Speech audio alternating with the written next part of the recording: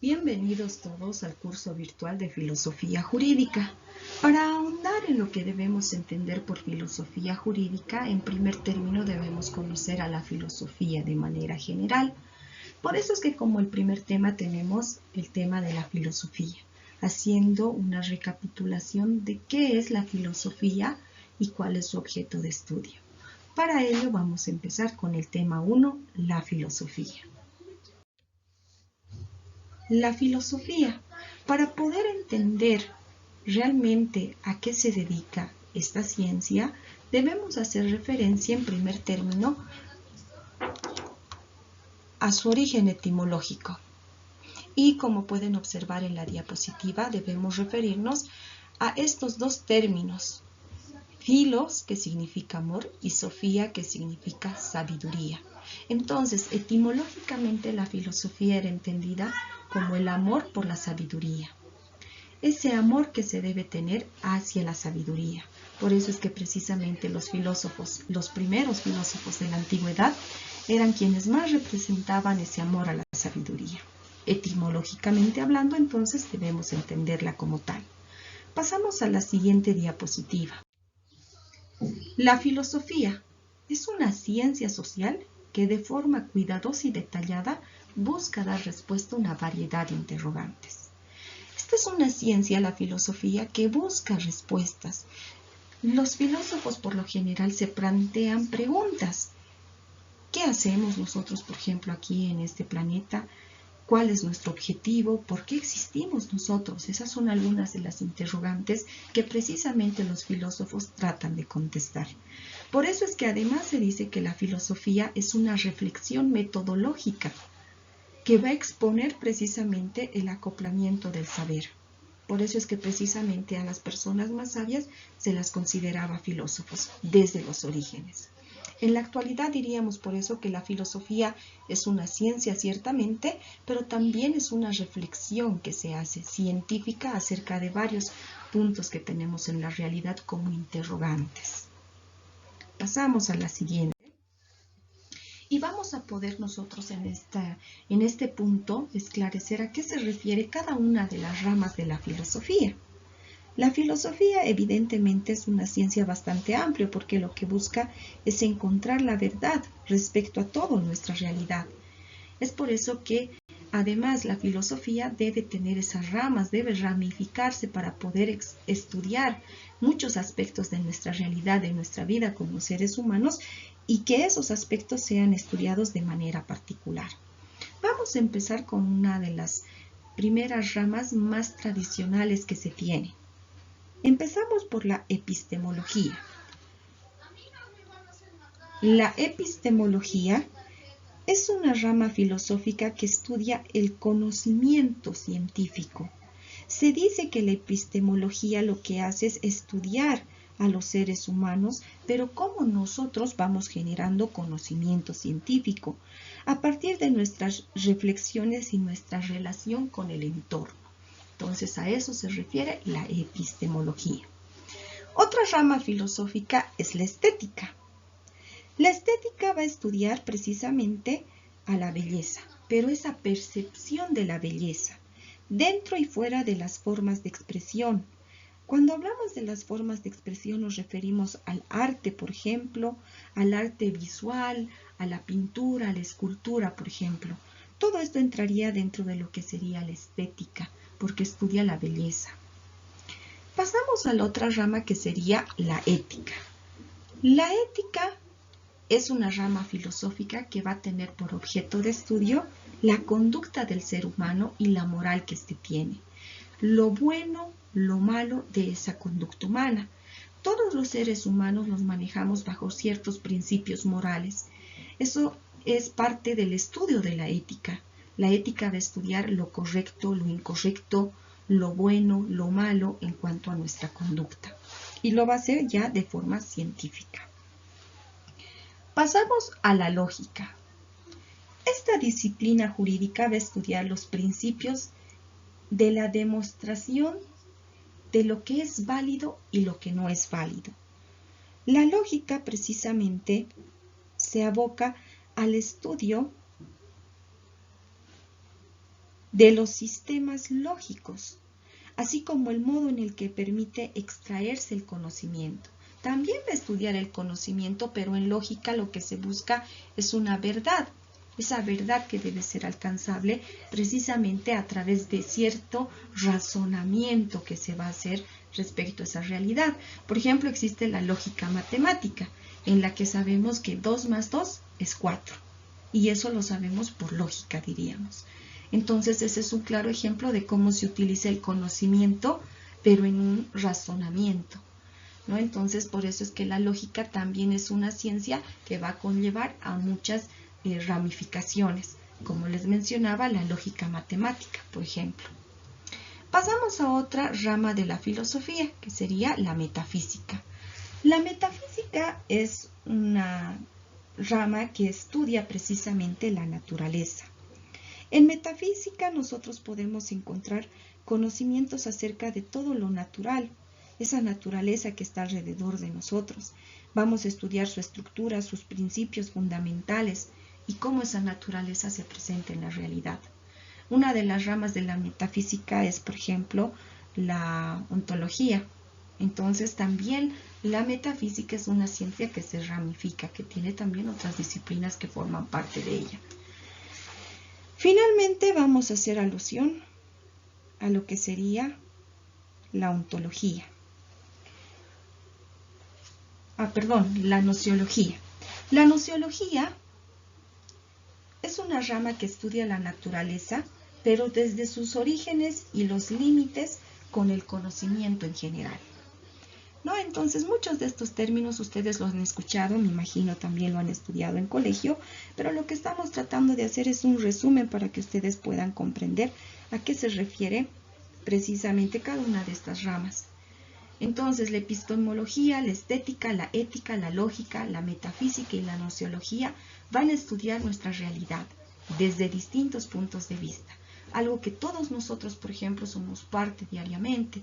Por ejemplo, la ética estudia nuestra conducta, la lógica matemática está presente en nuestra vida, la naturaleza también, y el conocimiento científico es latente en nosotros, por ejemplo, que nos dedicamos a estudiar, porque ustedes deben saber que los abogados tampoco nunca dejamos de estudiar.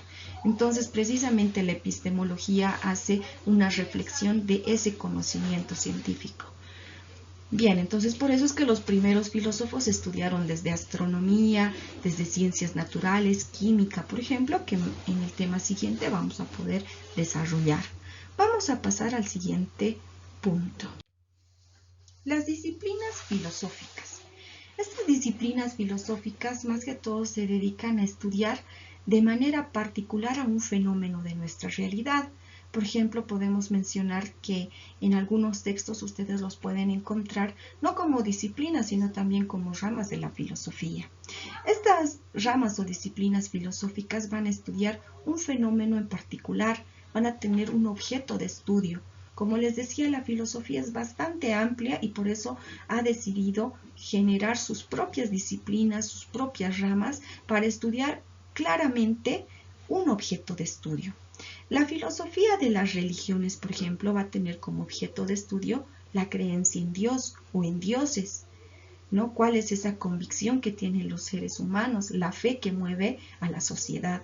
Entonces, la filosofía de las religiones va a tener como objeto de estudio a las religiones en sí. Lo mismo pasa con la filosofía del lenguaje. Particularmente va a abocar su estudio al lenguaje de las personas, a la forma de comunicación que nosotros tenemos los seres humanos. Esta rama de la filosofía va a analizar el lenguaje en todos sus aspectos fundamentales, en el mundo, en el pensamiento, cómo empleamos nosotros el lenguaje, cómo traducimos, ¿no es cierto? Y cómo se hace la intermediación en la comunicación, en los tipos de lenguaje que existe. Hoy en día podemos hablar del lenguaje inclusive que nos permite interactuar, que es mucho más latente a través de las redes sociales, por ejemplo. Eso también entraría dentro de esta filosofía. Indagar, reflexionar, encontrar conocimientos dentro de lo que sería el lenguaje. Pasamos a la filosofía del derecho. La filosofía del derecho realmente es el punto que nosotros debemos poner mayor atención, porque nosotros estamos estudiando precisamente la filosofía, pero para abocarnos a lo que puntualmente es la filosofía jurídica.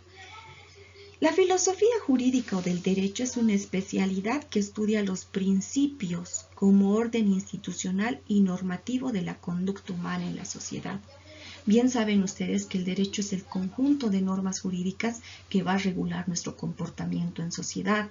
Ahora, una interrogante, una reflexión que se hace en filosofía es tratar de encontrar la verdad acerca de esas normas jurídicas, cómo realmente nuestra conducta puede verse influenciada por lo mismo, ¿no? Entonces podemos encontrar en la filosofía del derecho como objeto de estudio a ese conjunto de normas jurídicas que regulan nuestra conducta en la sociedad. Pasamos a la otra disciplina que sería la filosofía de la historia. La filosofía de la historia va a estudiar precisamente las formas y el desarrollo, cómo los seres humanos han ido evolucionando y desarrollándose a través del paso del tiempo. Las interrogantes que va a tratar de resolver la filosofía de la historia precisamente son sobre esos hechos históricos, esos hechos trascendentales. Va a ser una reflexión para tratar de encontrar también conocimiento científico a partir de esos hechos históricos trascendentales. Finalmente debemos hacer alusión a lo que debemos entender por filosofía política. La filosofía política va a tener por objeto de estudio a la política, esa pugna por el poder, y cómo ese poder puede tener trascendencia en la organización social, cómo nosotros deberíamos organizarnos como sociedad. ¿No es cierto? Nosotros nos organizamos como sociedad, tenemos un gobernante, tenemos reglas de convivencia y nos asentamos en un territorio determinado. Y a eso se aboca precisamente la filosofía política. Va a tratar de encontrar una reflexión, conocimiento científico acerca de los asuntos políticos, como por ejemplo la libertad, el poder y la justicia. ¿No es cierto? Cómo nuestros gobernantes han estado en el poder, continúan en el poder y cuáles son sus reflexiones o sus propuestas para la sociedad.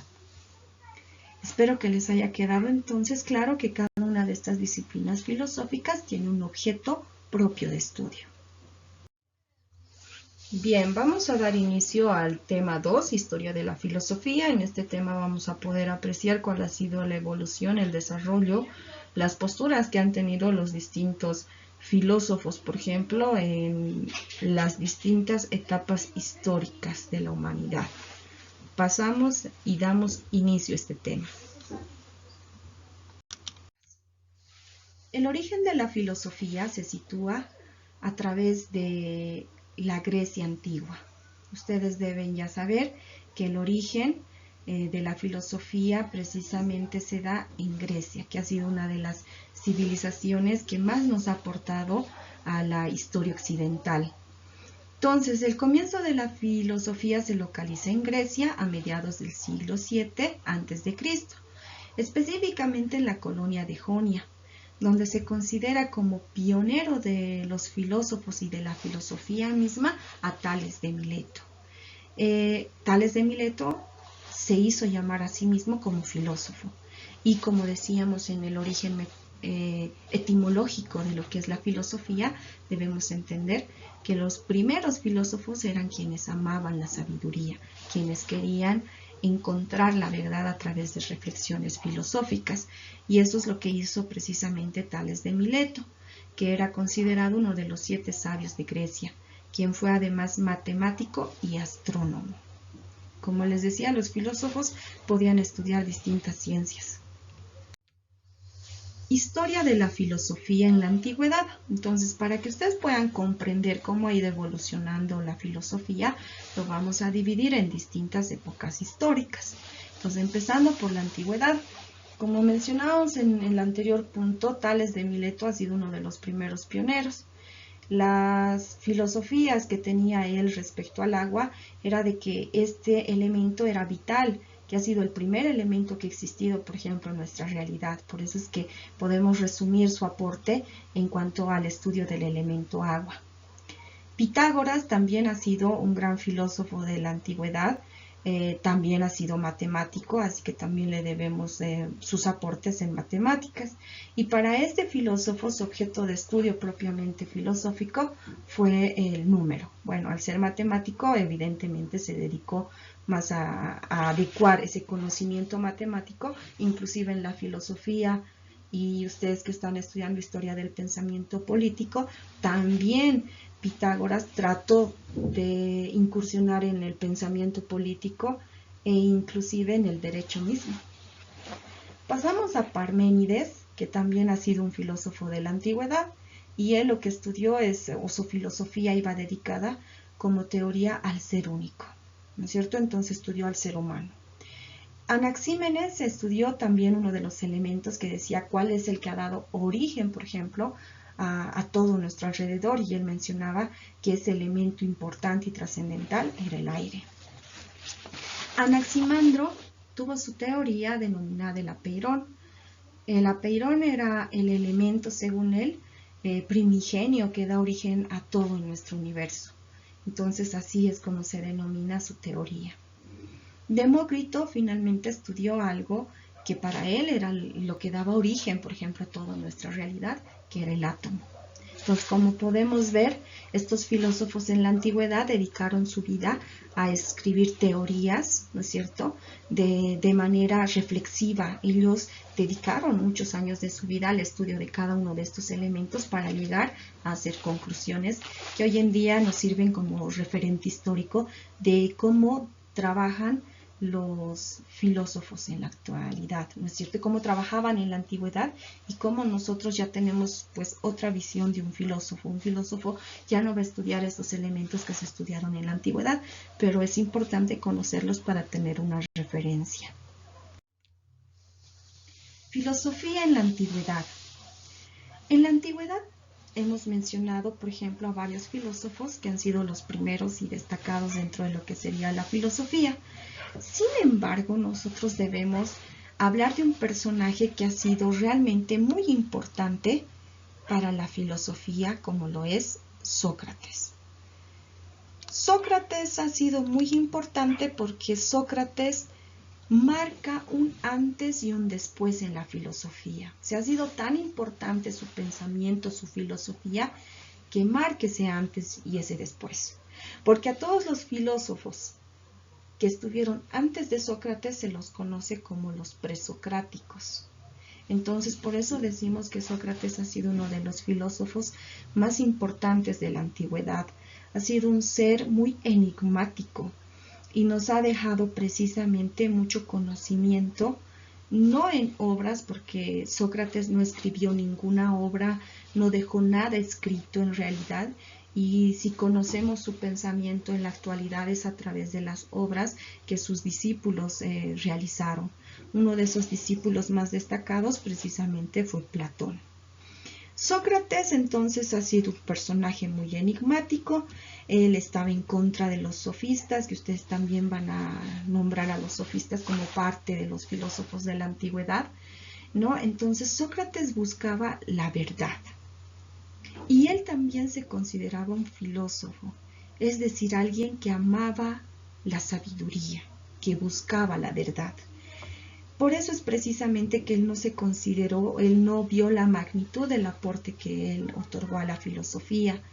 Cuando muchas personas le decían, por ejemplo, de que él era muy sabio, que él lo sabía todo, inclusive dijo esa frase tan conocida por todos, que solo sé que no sé nada. ¿No es cierto? Entonces esa frase denota también de que él buscaba la verdad, reflexionaba acerca de la realidad. Y el método que utilizaba para sus estudiantes, sus discípulos, era la mayéutica, que hoy en día se entendería como dialéctica, por ejemplo. Él impartía clases públicas, no cobraba por esas clases, y lo que hacía era una especie de reflexión y diálogo contrario con sus estudiantes. Él no les decía a los estudiantes lo que debían pensar, sino que hacía de que ellos pudieran reflexionar a partir de los diálogos y poder encontrar la verdad por sí mismos. Entonces ha sido grande el aporte que ha dejado Sócrates, ¿no? Y él siempre fue muy respetuoso del bien común. Por eso es que fue procesado injustamente por corrupción a la juventud y fue sentenciado a muerte. Sus discípulos querían que él huyera, pero él no lo hizo. ¿Por qué? Porque él era muy respetuoso de la autoridad pública y él consideraba que inclusive sometiéndose a la sentencia de muerte estaba dando un ejemplo de cómo se debería respetar el orden público. Entonces él murió bebiendo la cicuta, ¿no? Pero fue muy enigmático, fue un personaje más bien muy enigmático y muchas cosas quizás no las sabemos todavía porque, como les mencionaba, no dejó nada escrito. Pasamos a Platón y Aristóteles, que han sido, ¿no es cierto?, grandes filósofos de la antigua Grecia. Platón, discípulo de Sócrates, y Aristóteles, discípulo de Platón. Platón se caracterizó porque su filosofía trataba de buscar un estado ideal, ¿no? En su obra La República es lo que básicamente él trata de buscar. Busca cómo debería reorganizarse la sociedad. Entonces también nos habla del estado ideal y estaba basado en el idealismo. Él decía que primero estaban las ideas y luego la materia. Y su discípulo, Aristóteles, también se ocupó de cómo debería organizarse la sociedad, aunque no estaba de acuerdo en todas las afirmaciones de su maestro. Aristóteles, a diferencia de su maestro, no se considera idealista, sino más bien materialista, ¿no? Entonces, pero no los materialistas como Carlos Marx, por ejemplo, que ya tienen otra visión del materialismo. Pero en aquella época Aristóteles se consideró materialista. Bien, así es como nosotros concluimos el punto de la filosofía en la antigüedad. Pasamos a otra época histórica. Bien, continuando con la explicación acerca del desarrollo de la filosofía en distintas épocas históricas, ahora pasamos a lo que sería la filosofía en la Edad Media. La filosofía en la Edad Media tiene como representantes más destacados a Santo Tomás de Aquino y a Guillermo de Ockham. Santo Tomás de Aquino ha sido un teólogo bastante importante dentro de lo que sería la Edad Media. Él ha aportado mucho con su filosofía dentro de lo que sería la creación y la fundación de la Escuela del Derecho Natural. Entonces, él corresponde al justnaturalismo, que en un tema más adelante vamos a poder desarrollar. El otro representante, Guillermo de Ockham, ha sido también un teólogo, pero también sus aportes vendrían a estar destacados en lo que sería la lógica, la medicina y también la teología. Él correspondía a la escuela escolástica, perteneció a la orden franciscana y por eso durante toda su vida vivió en una pobreza extrema, porque ustedes saben que es la ideología de los franciscanos. Bien, y con ellos dos puntualizaríamos a qué se refería la filosofía en la Edad Media. Pasamos a la siguiente. La filosofía en la época moderna. Podemos encontrar acá a dos representantes, dos filósofos destacados en esta época, Kant y Hegel. Kant ha sido un filósofo alemán, sobre todo se dedicó a lo que sería el estudio del idealismo alemán, es uno de los representantes. Dentro de los estudios que realizó, se abocó a lo que era la metafísica, la epistemología y al empirismo racional. Entonces, él se abocó precisamente a estas ramas filosóficas. Federico Hegel ha sido también un filósofo destacado en esta época moderna, muy importante, muy influyente en toda esta época, porque con él se marca el fin de lo que sería el pensamiento filosófico en la época moderna. También ha sido un filósofo alemán y también correspondía al idealismo. Su ideología se basaba en el idealismo, ¿no? Entonces, y también ha sentado las bases de lo que era la dialéctica, por ejemplo. La dialéctica, el historicismo y la progresión. Esos han sido sus ámbitos de estudio. Entonces, destacamos a estos dos grandes filósofos en la época moderna. La filosofía en la edad contemporánea. En la edad contemporánea vamos a citar a tres filósofos bastante importantes: Carlos Marx, Augusto Comte y Friedrich Nietzsche. Entonces, todos destacados y muy influyentes en la época en la que ellos han podido establecer sus teorías. Carlos Marx, por ejemplo, su pensamiento es bastante amplio, su filosofía es tan amplia, sus teorías son tan grandes que llega a abarcar no solamente la filosofía, sino que a Carlos Marx se lo puede estudiar en sociología, se lo estudia en historia del pensamiento político, se estudia a Carlos Marx en economía, porque sus pensamientos llegan a abarcar estas otras ciencias también. Augusto Comte ha sido también considerado el padre de la sociología. Augusto Comte nos aporta con la filosofía del positivismo, así es como se denomina su corriente filosófica. Y él estableció una ley, la ley de los 3 estados evolutivos, precisamente, que es su gran aporte en cuanto al positivismo y a la sociología. Friedrich Nietzsche ha sido un filósofo bastante controversial, por ejemplo, en su pensamiento, porque hasta hoy en día se siguen debatiendo algunos filósofos si Nietzsche tenía razón o todas las afirmaciones que hizo son falsas, ¿no? Entonces él hizo una crítica en su época, durante la realidad que él vivió en aquella época, hizo duras críticas a la cultura, al movimiento cultural de aquella época, a la religión y a la filosofía occidental, ¿no? No estaba de acuerdo con sus predecesores, por ejemplo, y él realizó bastantes críticas al respecto. Y con eso estaríamos concluyendo precisamente la parte histórica, ¿no? Entonces, recapitulando, hemos visto a los filósofos de la antigüedad, de la Edad Media, de la Edad Moderna y de la Edad Contemporánea. Bien, y con eso estaríamos concluyendo el tema.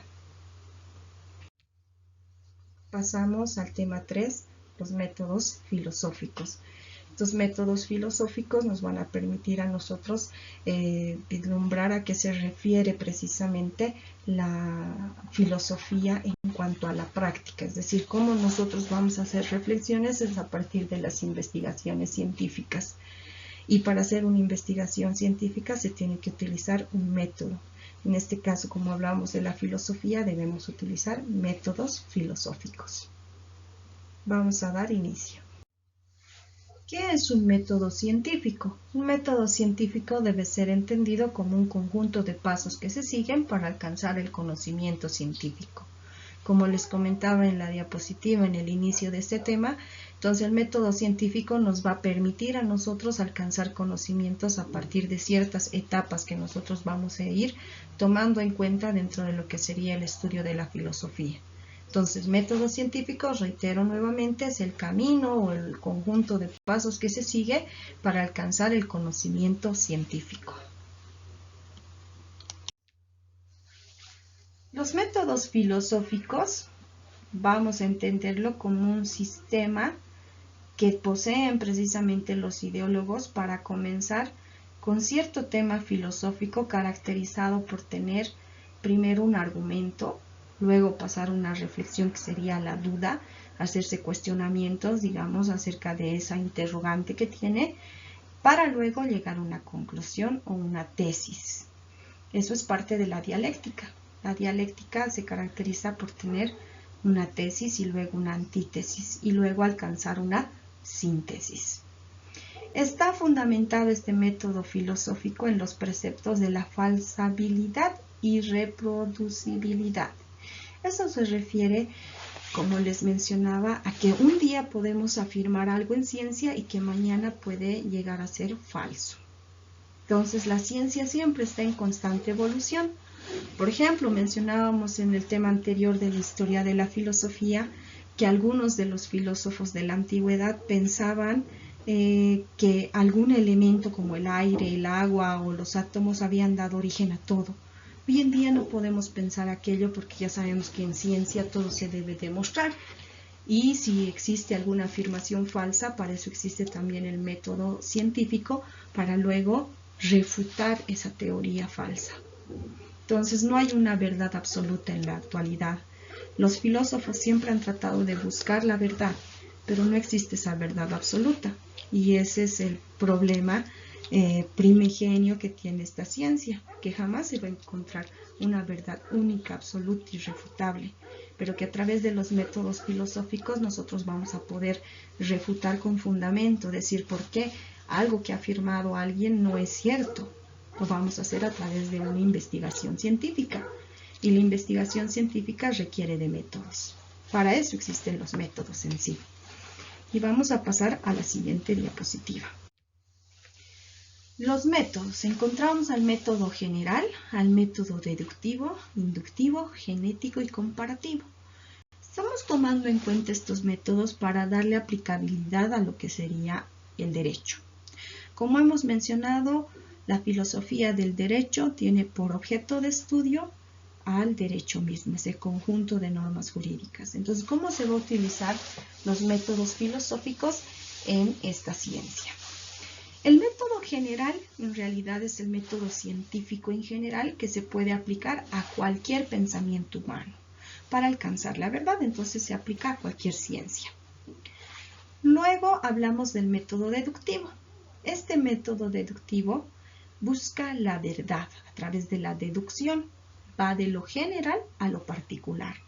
Fue utilizado históricamente por Aristóteles. Aristóteles iba de lo desconocido a lo conocido. Entonces también este método ha sido utilizado por los escolásticos en la Edad Media. El método inductivo es un método fundado en la experiencia. Existe un criterio de probabilidad y no de verdad en este método. Parte de la observación de casos particulares hasta llegar a una formulación general. Es lo contrario al deductivo, ¿no es cierto? En el deductivo decíamos va de lo general a lo particular.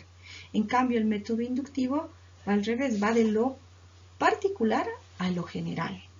Ha sido creado por Bacon este método científico y es aplicado en el estudio del fenómeno jurídico. O sea, se lo puede estudiar en el derecho. Entonces podemos ir de algo conocido, por ejemplo, que sería qué es el Estado, por ejemplo. Esa sería nuestra verdad en ese momento de manera particular para llegar a estudiar el fenómeno jurídico de qué es el Estado plurinacional de Bolivia, por ejemplo. Entonces así nosotros podemos utilizar, ir de algo que es conocido a algo desconocido, por ejemplo. Bien, entonces pasamos a lo que sería el método genético. El método genético permite obtener un conocimiento integral de la evolución del derecho hasta sus inicios. Es preciso estudiar las diversas fases originarias que explican dicha evolución. Cuando hablamos de genético nos referimos a la génesis. ¿Cómo podemos aplicarlo en el derecho? Estudiando el derecho desde su origen, por ejemplo. Y eso es lo que vamos a hacer en los siguientes temas. Para poder comprender el derecho en la actualidad, ustedes van a ver las posturas genéticas de ciertos filósofos, ¿no? Y de ciertas escuelas también filosóficas. El método comparativo es un método que se usa para conocer los caracteres de los distintos pueblos, comparándolos, de ahí su nombre. No es comparativo porque se va a comparar. Puede tener, dicen algunos, critican este método porque dice puede ser sincrónico o puede ser asincrónico, es decir, se va a buscar países. Por ejemplo, nosotros tenemos muchas similitudes con Perú, entonces utilizar el método comparativo nos puede llegar a grandes conclusiones. Pero si nosotros nos queremos comparar, por ejemplo, con un país asiático con el que no tenemos nada en común, entonces no sería muy objetivo, nos dice este método comparativo. Pero sin embargo se puede utilizar en derecho para poder hacer una comparación de los sistemas jurídicos. Por ejemplo, saber si nosotros tenemos el sistema jurídico más apto en la actualidad o no está satisfaciendo las necesidades conforme a nuestra realidad. Para eso nos puede servir el método comparativo. Bien, entonces en conclusión podríamos decir que el método científico es utilizado en filosofía y también es utilizado en filosofía jurídica para poder encontrar conocimiento científico, que ese sería el fin. Y bueno, nuevamente les reitero, lo que hoy es válido en ciencia, mañana puede ser historia. Entonces la ciencia siempre está actualizándose, mejorando, creando nuevas teorías. Por eso es que ustedes pueden continuar haciendo ciencia dentro de todo lo que sería su carrera y más allá, inclusive cuando ya ustedes sean colegas abogados. Espero que hayan comprendido estos 3 temas que son la parte introductiva de nuestra materia para que ya a partir de la siguiente clase nosotros podamos ahondar ciertamente en lo que deben comprender por filosofía jurídica. Muchas gracias por su atención.